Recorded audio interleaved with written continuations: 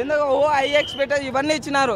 మహేష్ బాబు గారు లుక్ అయితే బాగుంది, బాగానే చేసిన. శ్రీలీల అయితే మన శ్రీలీల లెగ్ పడిందో పడలేదో నాకైతే అర్థమైతే. ఆమె వచ్చిన 10 సినిమా మాత్రం ఇబ్బంది అవుతుంది. మళ్ళీ ఇట్లా అయితే ఏందో నాకు అర్థం కాలే. కానీ సెకండ్ హాఫ్ వల్ల అయితే సినిమా అయితే కొద్దిగా నిలబడవచ్చు.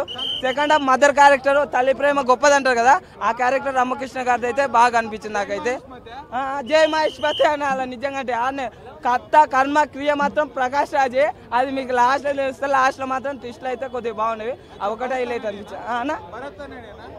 భరత్ అనే నేను కాదు, ఇది అత్తారింకి దారేది అలా వైకుంఠపురం ఆ సినిమాలు తీసుకొచ్చి దీంట్లో ఇంకా అది రిమేక్ చేసినాడేమో అనుకోవాలా. నిజంగా మాయ మంత్రికులు మోసం చేసేసినారు. మరి మీనాక్షి చౌదరి ఆమె ఎందుకు పెట్టినారయ్యా నిజంగా అంటే మరదలుగా. ఆమె ఉండి వేస్ట్ లేక వేస్ట్. కనీసం శ్రీలీలనన్నా కొద్దిగా వాడేసిండ్రు ఈసారి కొద్దిగా. లేకపోతే ఎప్పుడు శ్రీలీల వచ్చిపో మెరుపుతి కానీ పెట్టేవాళ్ళు, కానీ ఈసారి కొద్దిగా అన్న అంతే అంటే అన్న. మళ్ళీ మీరు పూజ చేస్తే త్రివిక ఇట్లా పెట్టాకని. కానీ ఈ ఏం పేరు అన్న పేరు అన్న వెన్నెల కిషోర్ కామెడీ కూడా కొద్దిగా బాగుంది. అది ఒకటి ఇంకా కొద్దిగా బాగా అనిపించింది. సెకండ్ హాఫ్ వల్ల కొద్దిగా నిలబడవచ్చు.